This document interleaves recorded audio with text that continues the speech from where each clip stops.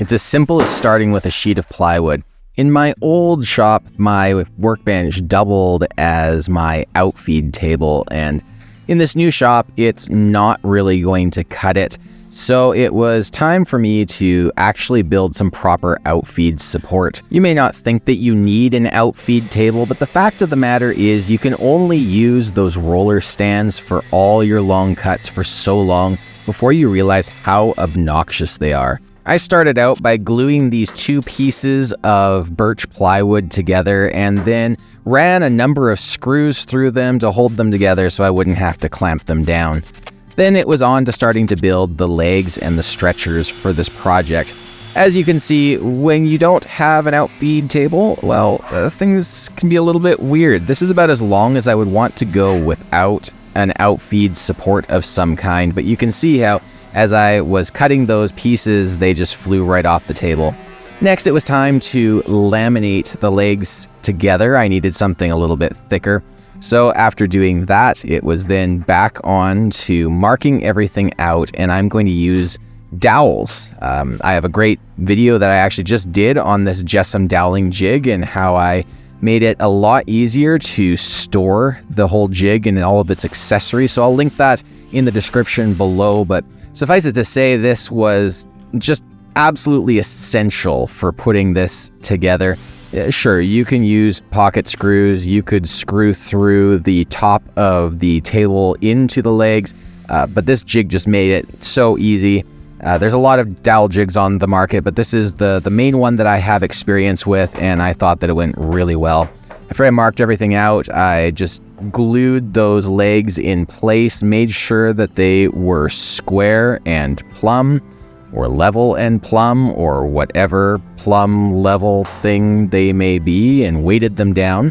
Then I wanted to make sure that I could adjust the outfeed table to be just right in height to my table saw, the one I have now, and whatever may be coming in the future. So I just picked up these cheap leg levelers off of Amazon, and they work fine for what I'm doing. I haven't had any issues with them.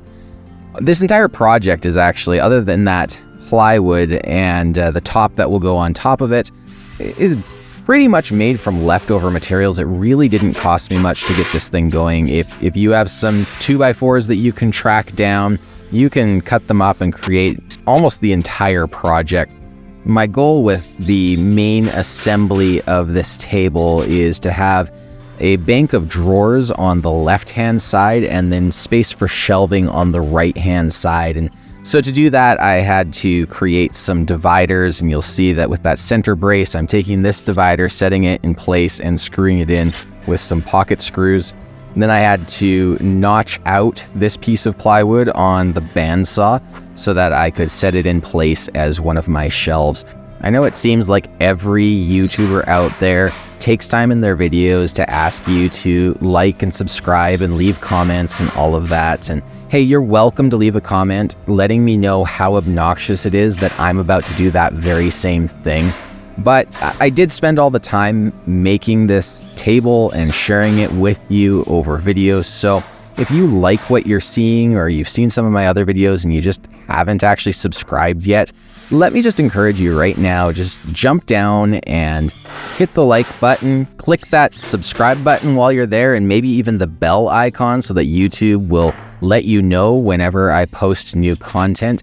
And if you have any questions or tips or tricks or suggestions, be sure to leave them in the comments. I do read every comment that you guys leave, and I do my best to respond to any comments as well. If you comment on this video and it's like 3 years old, I'm probably not going to respond. But if it's relatively recent, the last couple of months or something like that, leave a comment. I want to know what you think about all of this stuff.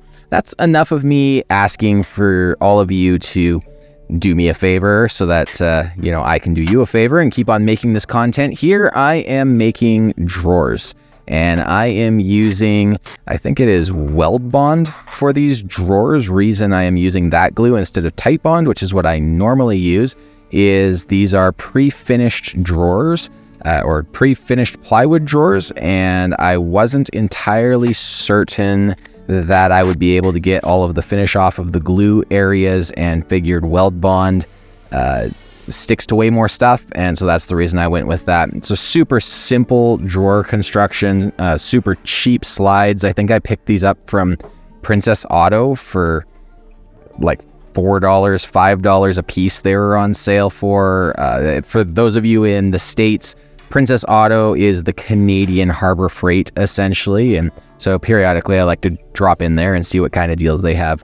My initial intention with this whole assembly table was that this front wing that hangs over the table saw motor would actually be able to swing up and out of the way to allow access to the motor. And also, as you will see here, I cut away an area for the actual blade guard.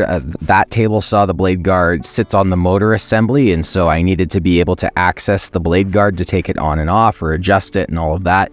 So that's why I made it so that this could flip up. If you're making something like this, it totally works. I did have some issues trying to keep everything even. It didn't quite want to lower exactly how I wanted it.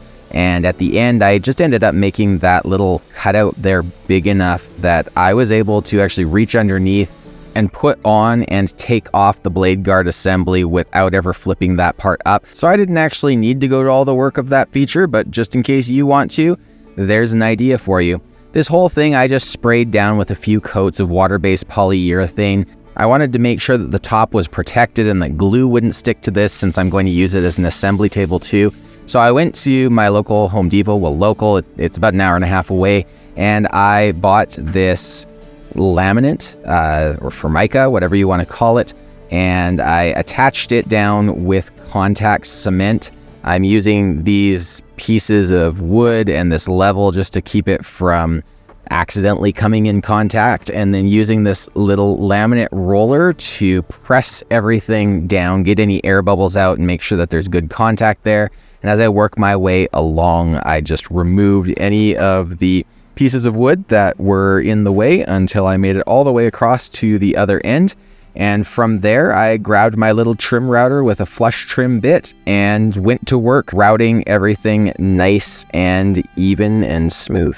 Okay, overall, I'm really happy with the way that this has turned out so far, especially right in here, where I was able to take what was kind of ugly looking, and because of the radius of the router as it came through, this cutout here is looking just perfect. Now what I need to do, I need to grab my crosscut sled, and I need to figure out how far past the blade I need the miter slots to extend. And once we've done that, we're pretty close to calling the outfeed table done. So I'm excited.